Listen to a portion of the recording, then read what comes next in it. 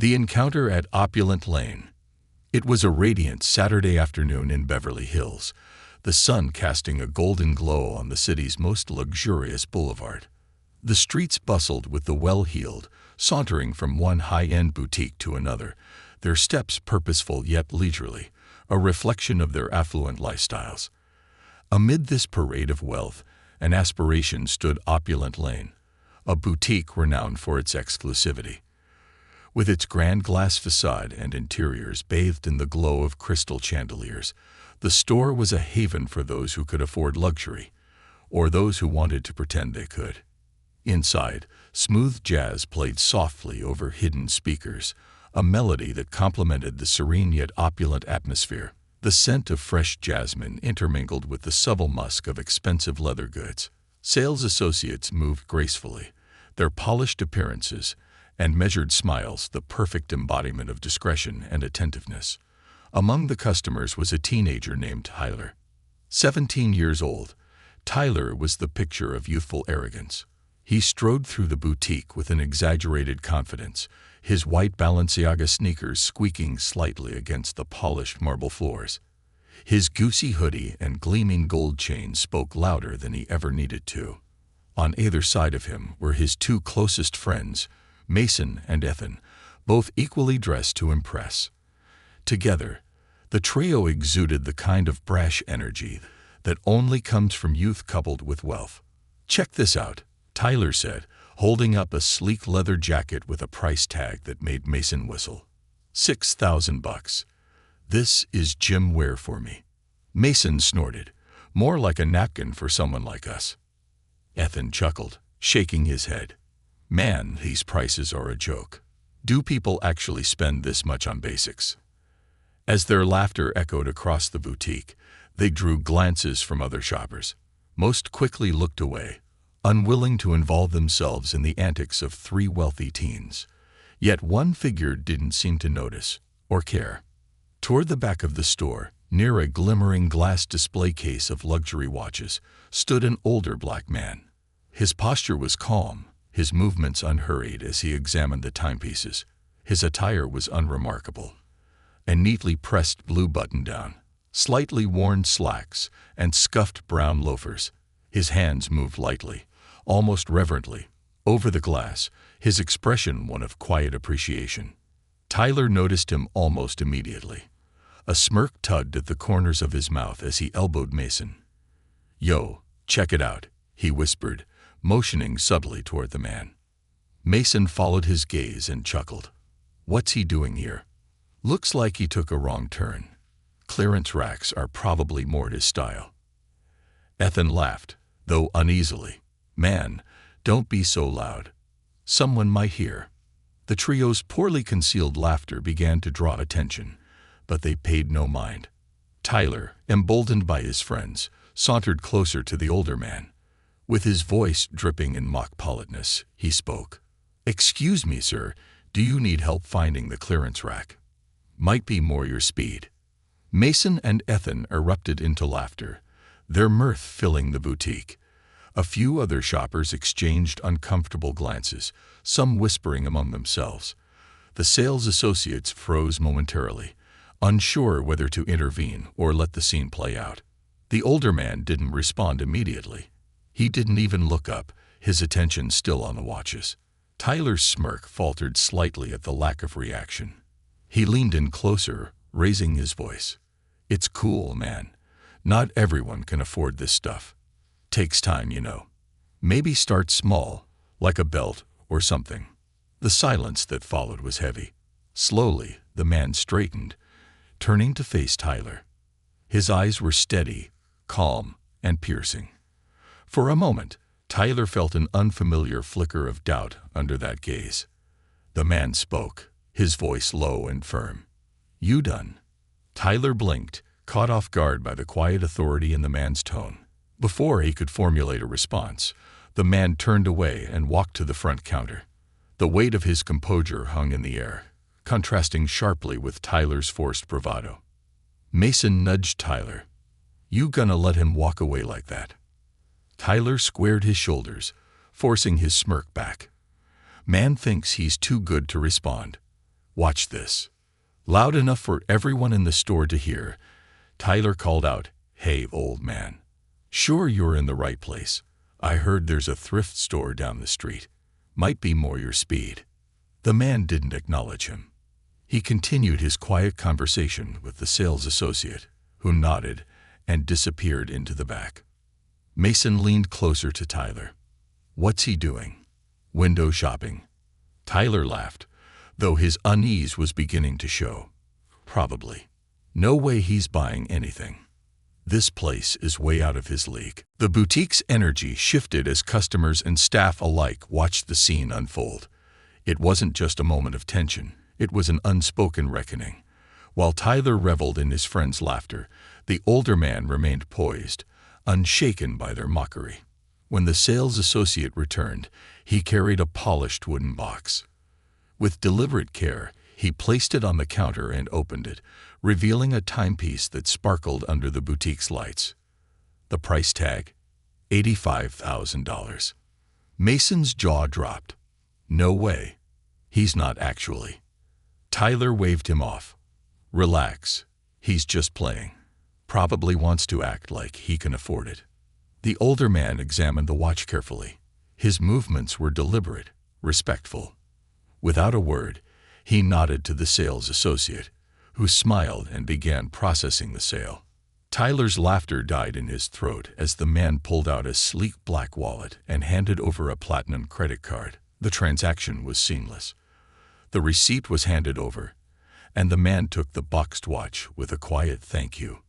For the first time, Tyler found himself at a loss for words. His friends stood silently beside him, their earlier smugness replaced by disbelief. The man walked toward the boutique's exit, his movements as unhurried as before. But as he reached the doors, he stopped. Slowly, he turned back, his gaze sweeping the store before settling on Tyler. "Son," he said, his voice steady, "wealth isn't about what you wear or what you own, but respect. That's something you should never be without." The man's words hung in the air, cutting through the heavy silence. Without another word, he left, the glass doors closing softly behind him. For the first time in his life, Tyler felt small. The aftermath and reflection. The boutique's glass doors swung shut behind the older man, leaving the store in a state of tense silence. The faint sound of jazz music played on, a mocking reminder of the once serene ambience that Tyler and his friends had disrupted. Tyler stood rooted to the spot, his confidence unraveling. He stared at the exit, the man's calm yet cutting words echoing in his mind. "Wealth isn't about what you wear or what you own, but respect. That's something you should never be without." Mason broke the silence first, his voice low and awkward. "Man, what just happened?" Ethan shook his head slowly, his earlier laughter replaced with unease. "That dude really dropped all that cash, like it was nothing. Did you see the total?" $387 grand, Mason whispered, as if saying the number out loud would summon the man back. Rachel, the young sales associate who had earlier confronted the trio, stepped forward, her expression a mix of exasperation and pity. "You boys done playing your little game?" she asked, her voice firm but not unkind. Tyler snapped out of his daze, his defensive instincts kicking in. "Relax. It's not that deep," he muttered, though his voice lacked its usual swagger. "Not that deep." Rachel raised an eyebrow. "That man just taught you a lesson you're lucky to have learned in public instead of in a courtroom or boardroom someday. And you don't even realize it." Ethan scratched the back of his head uncomfortably. Okay. We get it." But Rachel wasn't finished. She stepped closer to Tyler, her eyes locking with his. "Do you, though? Do you really get it? That man didn't just buy some watches and suits today. He bought your dignity right in front of everyone here. And he did it without even raising his voice." Tyler opened his mouth to respond but found no words. For the first time in years, he didn't have a witty comeback, a smug retort, or even a dismissive shrug. Rachel turned back to her station, shaking her head.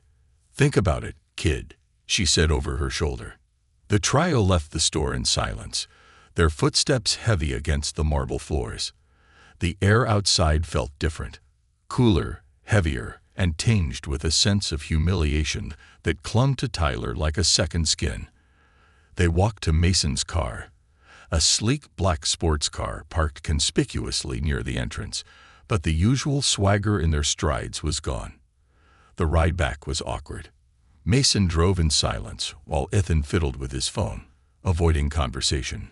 Tyler sat in the back seat, staring out the window, replaying the events of the past hour. His mind kept circling back to the man's calm demeanor, the dignity in his voice, and the ease with which he had dismantled Tyler's sense of superiority. "Bro," Mason finally said, breaking the silence. That guy was something else. "Yeah," Ethan agreed quietly. He wasn't messing around. Tyler didn't respond. His thoughts were elsewhere, focused on a gnawing sense of shame he couldn't shake. That evening, Tyler sat in his room, surrounded by the symbols of his privilege. The walls were adorned with posters of luxury cars and limited edition sneakers. His closet, an entire room unto itself, was filled with designer clothes, each piece meticulously hung or folded. The glow of his gaming setup illuminated his space, but tonight it all felt empty. He pulled out his phone and opened social media, scrolling mindlessly through photos of vacations, luxury purchases, and nights out. None of it brought him the satisfaction it usually did. Instead, his mind kept replaying the older man's words, "Respect is something you should never be without." Tyler hesitated, then opened his notes app and typed a single sentence. What does it mean to truly respect someone? The next morning, Tyler woke up earlier than usual. His reflection in the mirror looked different, though he wasn't sure why. His Gucci hoodie hung over a chair, but he opted for a plain black t-shirt instead. As he made his way downstairs, his mother glanced up from her laptop, surprised. "You're up early," she said, sipping her coffee. "Everything okay?" "Yeah," Tyler said, grabbing an apple from the counter. "Just thinking about some stuff." His mother gave him a curious look but didn't press further. Later that day, Tyler found himself driving toward the boutique. He didn't know what he planned to say or do, but something inside him felt unfinished. When he arrived, the store was less busy than it had been the day before. He scanned the room for Rachel and found her folding scarves near the front. She looked up and immediately raised an eyebrow. "Back so soon?" Tyler walked over, hands stuffed in his pockets. "I'd wanted to apologize for yesterday." Rachel blinked, clearly not expecting that. "Oh." Tyler nodded, his voice quieter than usual. "I was out of line. You were right. That guy. He didn't just put me in my place. He showed me how small I was acting." Rachel studied him for a moment, then gave a small nod. "Well, that's a start." "I'm serious," Tyler said, his tone earnest. "I want to understand. Like, what made him different? How could he just stand there and not care what we said?" Rachel set down the scarf she was folding and crossed her arms. "That's what dignity looks like. That's what happens when you know who you are and don't need anyone else's approval to prove it. You, on the other hand, seem to rely on your clothes and your friends for validation. Lose those, and what do you have left?" Tyler felt the sting of her words but didn't argue. Instead, he nodded. "I don't want to be like that anymore." Rachel softened slightly. "Then start by treating people with respect, no matter who they are or what they look like. And maybe, just maybe, stop trying to prove you're better than everyone else." Tyler left the store feeling lighter, though the weight of his realization lingered. That night, he sat at his desk, typing a message to Rachel. "Thank you for today. I've got a lot to think about." He stared at the screen for a long time before sending another text. "Do you know how I can find that man?" Her reply was almost immediate. "No clue, but if you're serious about changing, you don't need him to hold you accountable. You need to do that yourself." Tyler read the message twice, the weight of her words sinking in. For the first time in his life, He realized that the change he sought wouldn't come from anyone else. It had to come from him. The shift in priorities. For the next few days, Tyler found himself in unfamiliar territory, self-reflection. His usual routine of hanging out with Mason and Ethan, flaunting his wealth, and chasing shallow thrills suddenly felt hollow. The lingering memory of the older man at the boutique, coupled with Rachel's pointed remarks, gnawed at him. One evening, Tyler stood in front of his walk-in closet, staring at the rows of designer clothes and sneakers that once made him feel invincible. He ran his hand along the fabric of a $2,000 jacket and frowned. "What does this even mean?" he muttered to himself. Frustrated, he grabbed a plain gray hoodie, a pair of jeans, and sneakers, not Balenciagas, just a pair of clean, simple Nikes. When he looked in the mirror, he saw someone different, not the cocky, arrogant boy who demanded attention, but someone who wanted to fade into the background for once. He grabbed his car keys and headed out, unsure of where he was going but determined to escape the suffocating weight of his thoughts. The streets of Beverly Hills buzzed with life, but Tyler didn't head toward the usual spots. He avoided the flashy restaurants, the high-end stores, and the places where he and his friends were known to make their presence felt. Instead, he drove aimlessly until he found himself in an unfamiliar part of town. The buildings here weren't polished and pristine. They were older, with faded paint and signs advertising small, family-owned businesses. Tyler parked his car, a sleek silver Tesla that looked out of place on the modest street, and stepped out. He walked past a thrift store, a laundromat, and a small diner with a faded neon sign that read Jackie's Diner. The smell of fried food wafted through the air, and for the first time in a while, Tyler felt curious. He pushed open the door to the diner, the little bell above it jingling softly. The place was cozy, with red vinyl booths and a long counter where a few patrons sat sipping coffee. Tyler slid into a booth near the window, unsure of what to do next. A waitress in her late 50s, with kind eyes and graying hair tied back in a ponytail, approached him. "What can I get you, hon?" she asked, her voice warm. Just coffee," Tyler said awkwardly, glancing at the menu. She gave him a knowing smile. "First time here?" "Yeah," he admitted. "Well, Jackie's coffee is the best in town. And if you're hungry, the burgers aren't half bad either," she said with a wink before heading off to pour his coffee. As Tyler waited, he glanced around the diner. It was a far cry from the sleek, sterile environments he was used to. The walls were decorated with old photographs of the neighborhood, and the patrons seemed like regulars, ordinary people living ordinary lives. When the waitress returned with his coffee, Tyler hesitated before asking, "Do you know everyone who comes here?" "Mostly," she said, setting the mug down. "We've been here a long time. Why do you ask?" Tyler shrugged, "Just wondering. There was this guy I met a few days ago. Older, black, really well-spoken. I don't know much about him, but I feel like I need to find him." The waitress tilted her head, her eyes narrowing slightly in thought. "Can't say that rings a bell, but we get all kinds of folks around here. What do you need him for?" Tyler hesitated, then said, "I think he taught me a lesson I didn't know I needed. I want to thank him." The waitress smiled gently. "That's a good thing, kid. Not everyone's brave enough to admit they were wrong." After finishing his coffee, Tyler left the diner and walked down the street, his thoughts racing. He hadn't found the man, but something about being in this neighborhood felt grounding. It was a stark contrast to the superficial world he had always known. As he passed a small park, he noticed a group of kids playing basketball. Their laughter echoed through the air, unburdened and carefree. Tyler stopped to watch, leaning against the chain-link fence that surrounded the court. One of the kids, a boy no older than 12, noticed him and called out, "Hey, you want to play?" Tyler was caught off guard. "Me?" "Yeah, you," the boy said, grinning.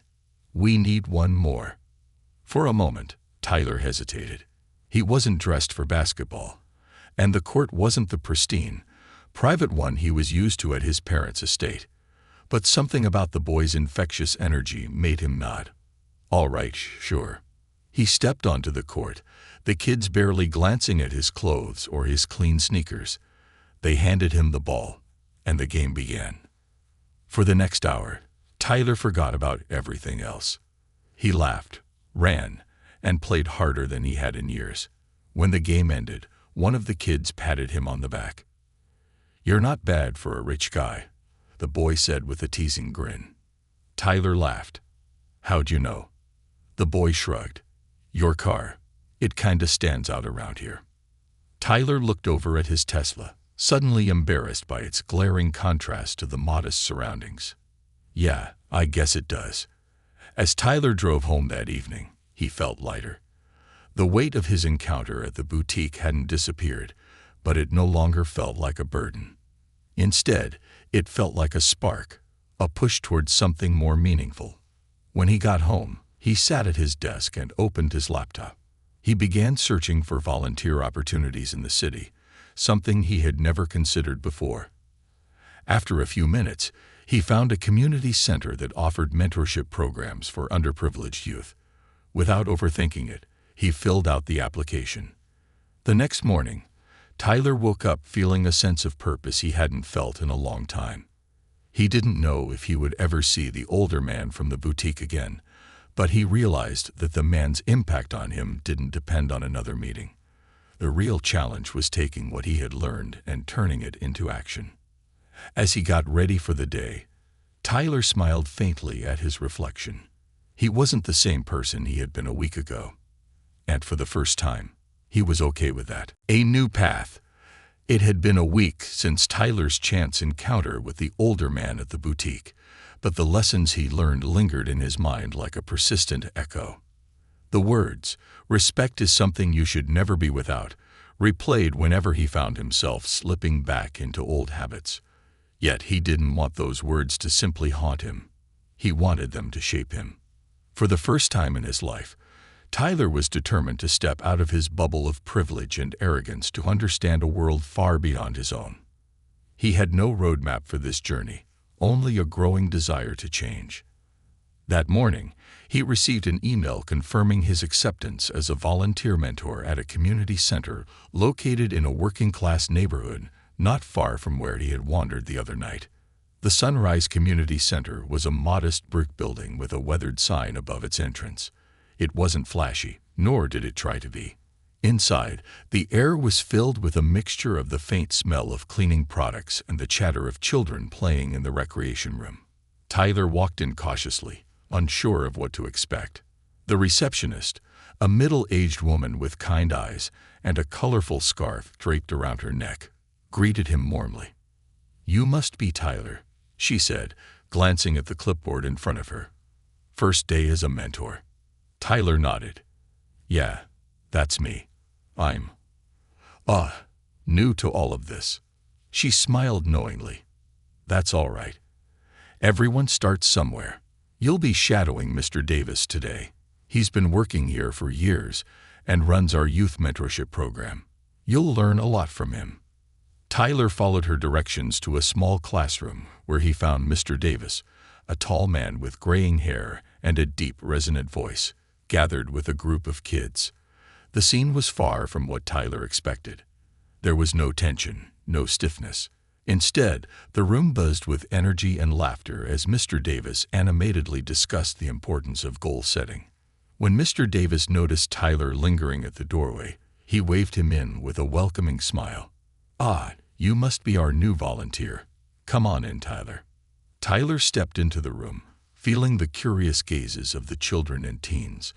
Mr. Davis introduced him to the group as a young man here to help them achieve great things. The kids looked at him skeptically, some clearly sizing him up, but Tyler could hardly blame them.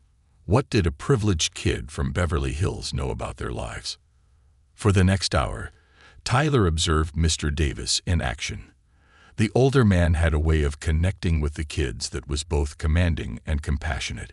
He listened to their concerns, celebrated their small victories, and challenged them to think beyond their immediate circumstances. Watching him, Tyler felt an unexpected pang of familiarity. The calm confidence, the unwavering dignity. It reminded him of the man from the boutique. During a break, Mr. Davis approached Tyler. "So, what do you think so far?" "It's different," Tyler admitted. "In a good way. I didn't know what to expect, but this is inspiring." Mr. Davis nodded thoughtfully. "Good. That's the first step, getting out of your comfort zone. These kids don't need someone perfect. They need someone who shows up and cares." The simplicity of his words hit Tyler harder than he expected. For years, Tyler had believed that everything was about appearances, about projecting an image of success and superiority. But here, none of that mattered. What mattered was authenticity. In the days that followed, Tyler threw himself into his work at the community center. He helped organize basketball games, tutored kids in math, and even led a few workshops on creative writing, something he didn't realize he enjoyed until he saw how much the kids liked telling their own stories. Slowly, the kids warmed up to him, and so did the other volunteers. For the first time, Tyler wasn't the rich kid with the designer sneakers. He was just Tyler. One afternoon, while helping a young boy named Jamal with his homework, Tyler noticed the boy glancing at his shoes. Jamal, about 10 years old, was wearing sneakers held together with duct tape. Tyler felt a pang of guilt. He thought about the dozens of pristine sneakers collecting dust in his closet. "Hey, Jamal," Tyler said gently. "What size shoes do you wear?" Jamal looked up, confused. "Oh, I don't know." "Why?" "No reason," Tyler said with a smile. But he made a mental note to bring a pair of sneakers the next time he came in. One Friday evening, after a long day at the center, Tyler found himself sitting on a bench outside, watching the sun dip below the horizon. Mr. Davis joined him, carrying 2 cups of coffee. "Figured you could use this," Mr. Davis said, handing Tyler one of the cups. "Thanks," Tyler said, taking the sip. "I've been meaning to tell you. I feel like I've learned more in the past week than I have in years." "That's good," Mr. Davis said. "Learning doesn't stop when school does. Life's got a funny way of teaching us what we need, when we need it." Tyler hesitated before speaking again. "You remind me of someone. There was this man I met at a boutique in Beverly Hills. He'd taught me a lesson about respect, and it's why I'm here." He was calm, composed, like he didn't have anything to prove. "You're a lot like him." Mr. Davis smiled faintly, his eyes thoughtful. "Sounds like someone worth learning from." Tyler nodded. "Yeah. I just wish I could tell him that." "Maybe you can," Mr. Davis said cryptically, patting Tyler on the shoulder before heading back inside. Over the weekend, Tyler returned to the boutique, not to shop but to speak with Rachel. She greeted him with a raised eyebrow. "Back again." "I need your help," Tyler said earnestly. "That man who bought the watches, do you know who he is? I want to thank him." Rachel smiled faintly. "He comes in sometimes. I can't tell you much, but I'll let him know you're looking for him if I see him." "Thanks," Tyler said, feeling a flicker of hope. On Monday, Tyler returned to the community center. As he walked into the classroom, he froze. Standing at the front of the room, speaking to the kids, was the older man from the boutique.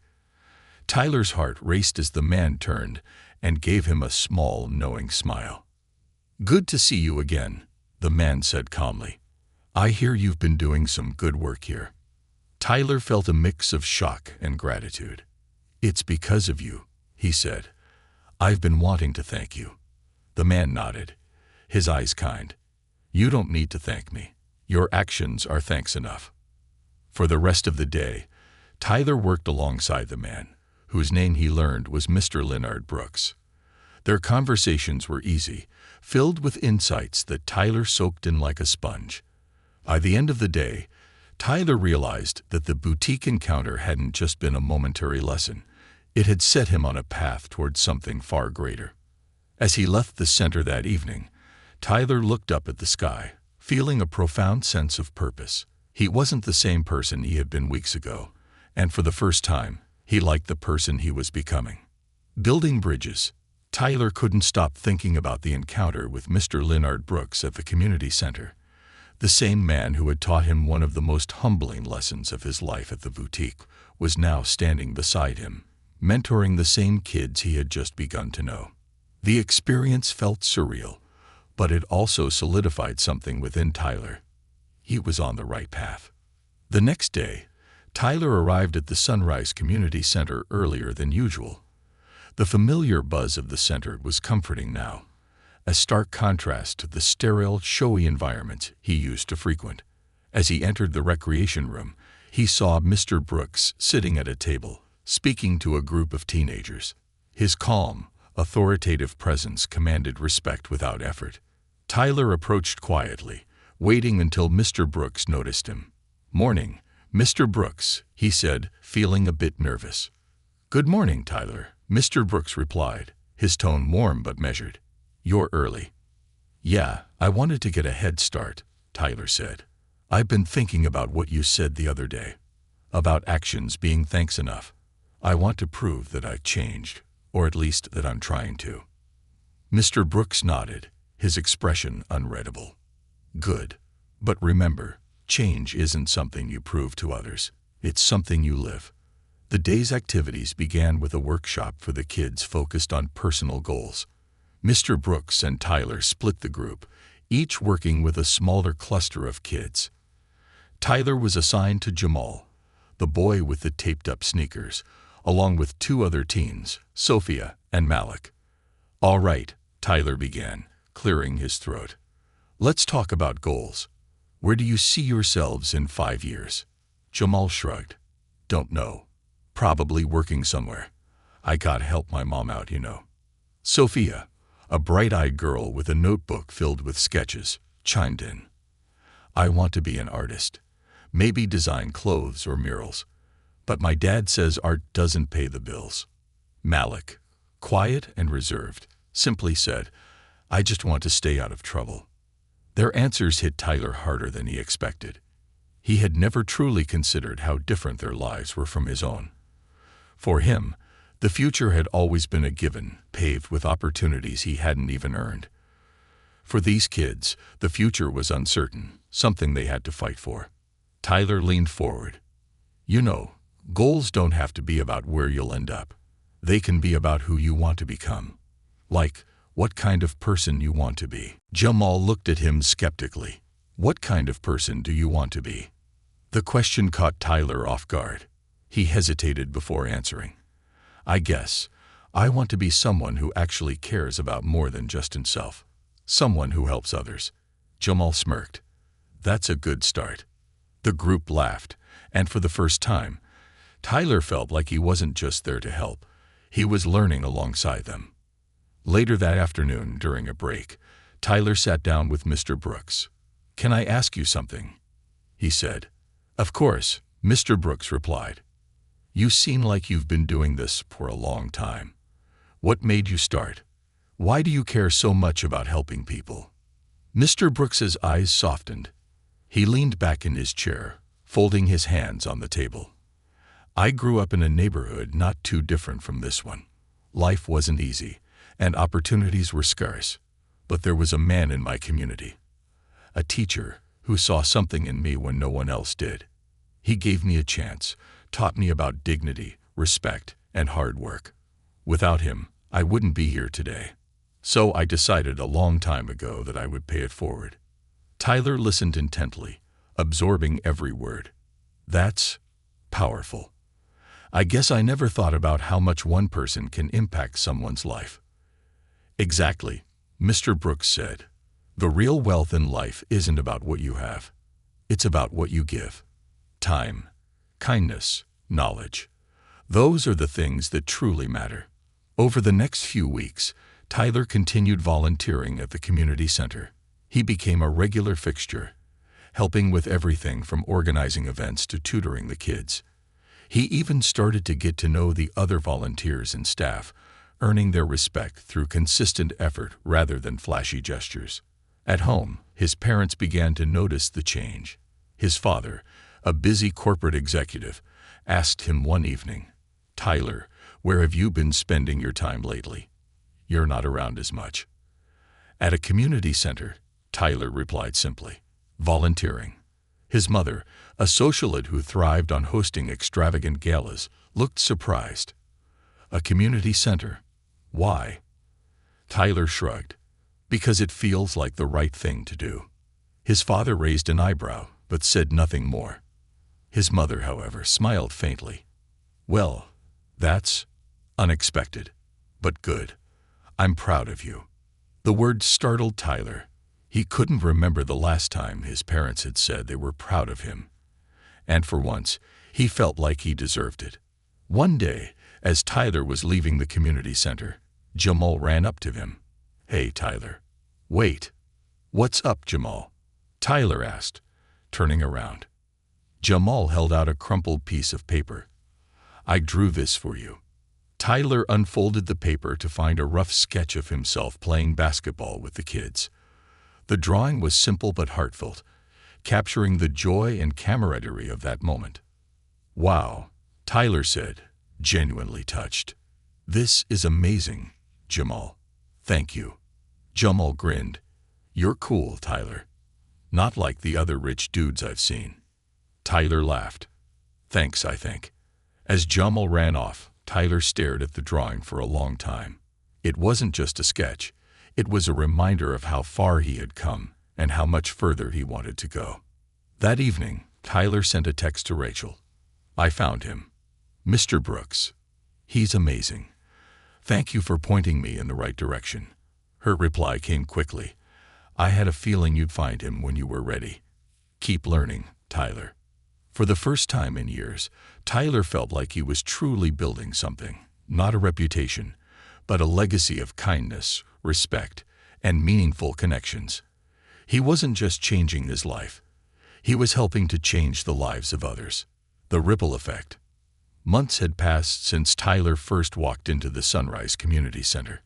What had started as a small step to confront his own arrogance had evolved into a life-altering journey. Tyler no longer felt like an outsider among the volunteers or the kids. He was part of something bigger, and for the first time in his life, he understood what it meant to make a difference. A day of celebration. The community center was abuzz with energy as preparations for their annual Day of Dreams event were underway. It was a day when the center showcased the talents and aspirations of the kids, giving them a platform to share their stories, artwork, and achievements. Tyler had spent weeks helping to organize the event, alongside Mr. Brooks, who had taken him under his wing. "Tyler, can you double-check the stage setup?" Rachel, a fellow volunteer, called out as she juggled a clipboard and a stack of flyers. "On it," Tyler replied, weaving through the crowd of kids and parents. His once designer-clad persona had been replaced with a simple polo shirt and jeans, his actions speaking louder than any brand ever could. As Tyler adjusted the microphones and ensured everything was in place, Jamal ran up to him. "Tyler, did you see my sneakers?" He proudly showed off a new pair of shoes.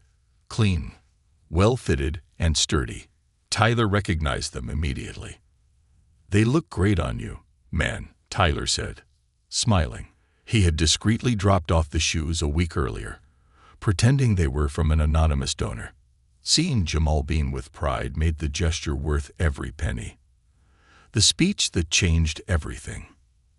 As the event began, the kids showcased their talents. Sophia displayed her artwork, vivid, imaginative designs that caught the attention of a local artist in attendance. Malik read a heartfelt essay about overcoming challenges in his neighborhood, and Jamal, to everyone's surprise, performed a spoken-word piece about dreams and resilience. A highlight of the evening, however, was a speech by Mr. Brooks. As he stood on stage, the room fell silent. "Good evening, everyone," he began, his deep voice resonating. "Tonight, we celebrate not just talent but transformation. We celebrate the strength it takes to dream in the face of adversity and the courage to act on those dreams." He paused, scanning the room, his gaze lingering on Tyler. When I first started mentoring, I was just a young man trying to repay a debt of gratitude. I never imagined that the ripple effect of kindness could reach so far. And yet, here we are, surrounded by a community that continues to inspire and uplift one another." Mr. Brooks smiled faintly. Change begins with one small act, one conversation, one moment of choosing to care. I've seen it time and time again, and I see it here tonight. The crowd erupted into applause, but Tyler's heart felt heavy with emotion. The words struck a chord deep within him. He realized just how much one person's actions could influence countless others. An unexpected offer. After the event, as the cleanup crew packed away tables and chairs, Mr. Brooks pulled Tyler aside. "You've done good work here, Tyler," he said. "The kids look up to you. So do the volunteers." Tyler felt his cheeks flush. "Thanks. But honestly, I've learned more from them than they've probably learned from me." "That's the beauty of mentorship," Mr. Brooks said with a knowing smile. "It's a two-way street." There was a pause before Mr. Brooks continued. "I have a proposition for you. I'm retiring next year, but the center needs someone who can take on a leadership role. Someone who can connect with these kids, inspire them, and carry on the work we've started." Tyler's eyes widened. "You mean me?" Mr. Brooks nodded. "You've proven that you care, Tyler. And more importantly, you've shown that you're willing to grow. That's all I needed to see." I don't know what to say," Tyler stammered. "I'm honored, but I don't know if I'm ready for something like that." "None of us are ever fully ready," Mr. Brooks said. "But the fact that you're willing to consider it says a lot." A family conversation. That evening, Tyler sat with his parents in the living room, something he hadn't done in years. His father was reading emails on his tablet, and his mother was flipping through a fashion magazine, but both looked up when Tyler spoke. "I need to talk to you about something important," he began. His parents exchanged a glance. "What is it?" his mother asked. Tyler hesitated. "I've been volunteering at the Sunrise Community Center for a while now, and today, Mr. Brooks, the guy who runs it, offered me a leadership role after he retires." His father set his tablet down, eyebrows raised. "Leadership? At a community center? What does that mean?" "It means helping kids, organizing programs, mentoring," Tyler explained. "It's not about money. It's about making a difference." His mother tilted her head. "That's admirable, Tyler. But what about college? And the future we've planned for you?" "That's just it," Tyler said, his voice firm. "I don't want to follow some pre-written script anymore. I want to do something that matters, something that feels real." His father frowned, clearly struggling with the idea. "Are you sure about this? It's not exactly the kind of career path we envisioned." Tyler met his father's gaze. "I'm sure. And I know it's not what you expected, but it's what I need to do." For a moment, there was silence. Then his mother reached over and squeezed his hand. "If this is what makes you happy, we'll support you." His father sighed, but there was a hint of a smile. "Just promise me you'll think it through. Make sure it's what you truly want." "I will," Tyler said, feeling a surge of gratitude. The ripple effect begins. In the weeks that followed, Tyler worked closely with Mr. Brooks to learn the ins and outs of running the community center. He met with local businesses to secure funding, developed new programs for the kids, and even started a mentorship initiative for young volunteers. Word of Tyler's transformation began to spread. Mason and Ethan, his old friends, visited the center out of curiosity. Seeing Tyler in action surprised them. "Man, I don't even recognize you," Mason said after watching Tyler lead a workshop. "You're like a completely different person." "I'm still me," Tyler replied with a smile. "Just a better version." Ethan nodded thoughtfully. "Maybe we should help out too. You know, give back, or whatever." Tyler grinned. There's always room for more hands. The ripple effect was real. Tyler's growth inspired others to reflect on their own lives, creating a chain reaction of positive change. A legacy begins. On Mr. Brooks's final day at the community center, the staff and kids threw him a surprise farewell party. Tyler gave a heartfelt speech, thanking Mr. Brooks for his guidance and vowing to carry on his legacy. As the party wound down, Mr. Brooks pulled Tyler aside one last time. "I've watched you grow into someone I'm proud to call a successor. Remember, it's not about perfection. It's about persistence." Tyler nodded, his voice steady. "I won't let you down." As Mr. Brooks walked out of the center for the last time, Tyler stood at the doorway, watching him go. The older man had given him more than guidance. He had given him a purpose, and Tyler knew that purpose would guide him for the rest of his life. The boutique encounter that had once humiliated Tyler had become the catalyst for something extraordinary. He had learned that wealth wasn't measured in material possessions, but in the lives he touched and the respect he earned. His journey was far from over, but for the first time, he was excited about where it would lead. The sun dipped low over the city as Mr. Brooks left the Sunrise Community Center for the last time, his figure fading into the horizon. Tyler stood by the doorway, watching him go, a quiet sense of gratitude filling his chest. The older man had not only taught him what respect and dignity meant, but also showed him how to embody those values in his everyday life. Now it was Tyler's turn to lead, to take what he had learned and transform it into something meaningful. A fresh start. The next day, Tyler arrived early at the center, a habit he had picked up from Mr. Brooks. The familiar sounds of laughter and chatter greeted him as he walked through the doors. Jamal was shooting hoops in the gym, Sophia was sketching in her notebook, and Malik was helping set up chairs for an after-school workshop. "Yo, Tyler," Jamal called out. "You're running the show now, right?" Tyler laughed, walking over to him. "Something like that." "Well, don't go changing on us. You're not too bad for a rich guy," Jamal teased, a mischievous grin on his face. Tyler ruffled the boy's hair. "Don't worry, I'm still me." But as he looked around the bustling community center, Tyler realized he wasn't the same person he had been months ago. He was better, more grounded, more aware, and more determined to make a difference. A ripple beyond the center. Word of Tyler's transformation began spreading beyond the community center. His parents, initially skeptical about his decision, started visiting the center occasionally. His mother even offered to host a charity gala to raise funds, something she had never considered before. During one of these visits, Tyler's father pulled him aside. "I'll admit, I didn't see this coming," he said. "But seeing you here, watching the way you've taken charge, I'm proud of you, son." Tyler felt a lump in his throat. "Thanks, Dad. That means a lot." His father nodded, looking around at the kids running through the halls. "If you ever need help securing sponsorships or expanding the programs here, let me know. I want to support this." It was a moment Tyler hadn't expected but deeply appreciated. The center had become a bridge, not just between Tyler and the kids, but also between him and his family. The final piece. One quiet afternoon, Tyler sat in the center's office, reviewing plans for a new mentorship program. A knock on the door interrupted him.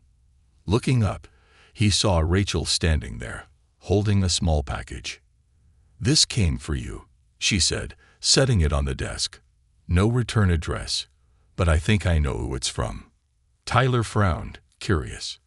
He opened the package to find a handwritten note resting on top of an elegant wooden box. The note read, "Tyler, you've come a long way. Remember, respect and humility are the cornerstones of true leadership. Keep building bridges and never stop learning. Leonard Brooks." Tyler opened the box to reveal a watch, a simple yet beautifully crafted timepiece. He recognized it immediately. It was the same model Mr. Brooks had purchased during their first encounter at the boutique. A wave of emotion washed over Tyler. The watch wasn't just a gift. It was a symbol of everything he had learned, a reminder of how far he had come. The legacy lives on. Over the next year, Tyler embraced his role as a leader at the Sunrise Community Center. Under his guidance, the center expanded its reach, introducing new programs in arts, sports, and mentorship. He worked tirelessly to ensure that every child who walked through those doors felt valued and supported. The kids at the center flourished. Sophia won a scholarship to a prestigious art school. Malik became a youth mentor himself, and Jamal started excelling in school, his confidence growing with every achievement. Tyler's old friends, Mason and Ethan, became regular volunteers, inspired by his journey. They often joked that Tyler had dragged them into this selfless stuff, but their actions spoke louder than their words. The final lesson. One evening, Tyler stood in front of the center's doors, locking up after a long day. The streets were quiet, the air cool. He glanced at the watch on his wrist, the one Mr. Brooks had given him, and smiled. He thought back to the boutique, to the moment his life had changed. The arrogant, judgmental boy he had been felt like a distant memory. The man he was now, a mentor, a leader, and a friend, was someone he could finally be proud of. As he walked to his car, Tyler spotted Jamal and a group of kids playing basketball in the park across the street. Their laughter echoed through the night, a sound filled with hope and possibility. Mr. Brooks's words rang in his mind. The real wealth in life isn't about what you have. It's about what you give.